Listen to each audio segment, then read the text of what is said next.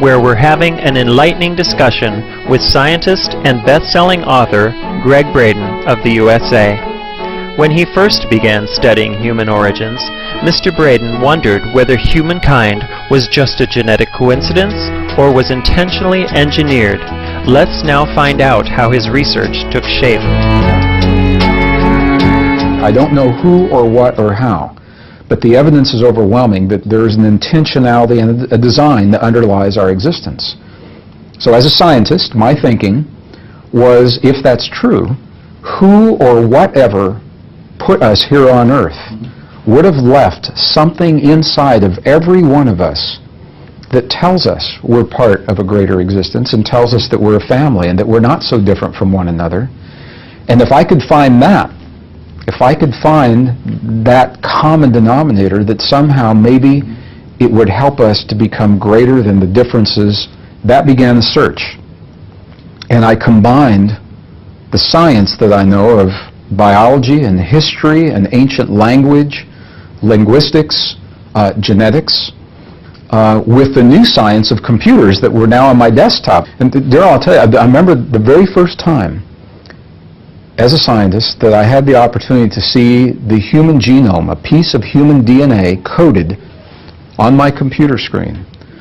And all the CTAG, it all rolled down through the screen. And my brain looked at that. And I remember thinking, I said, I don't know what that says, but there's a code. There's a language. That DNA is a language. And whatever that language is, it's inside of me, and it's inside of everyone that looks at it. And some intelligent being placed it there a long time ago. Using all the technology at his disposal, Mr. Braden then began searching for the message encoded in our DNA. And this led to a research project using computers, the best science of today, and some of those ancient texts. And the bottom line is that what we discovered is every single ancient language, the letters of the language link to very precise numbers that have never changed. So whether we're talking about the Arabic language or the Hebrew language, or if we're talking about cuneiform and Sanskrit, what are called the ancient core or the ancient root languages, there's a mysterious number that's always been linked to those letters, and nobody knows where the numbers came from. That was interesting to me.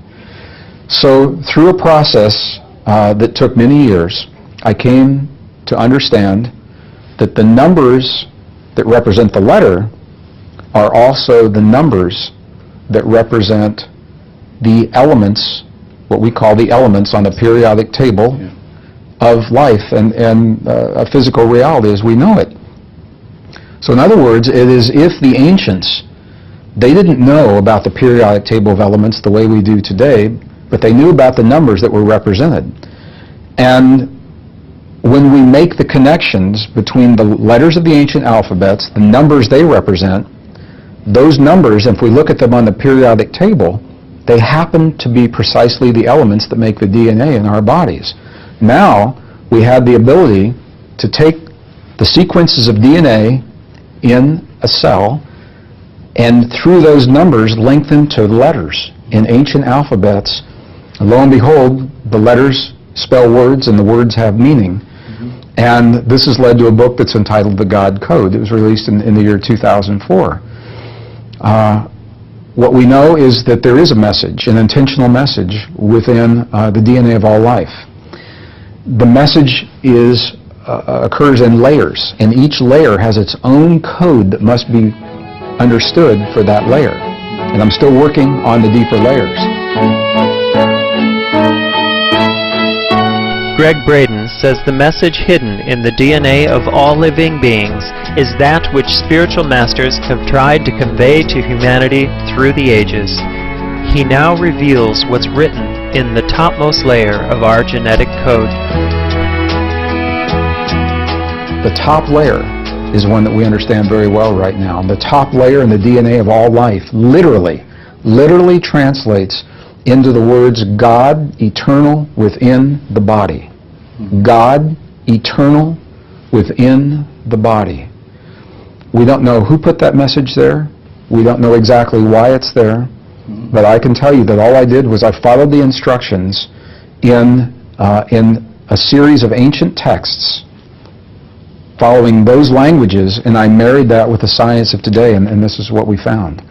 If a higher intelligence is responsible for our existence, and that intelligence created us, it makes perfect sense that that intelligence would have left something for us to understand who we are.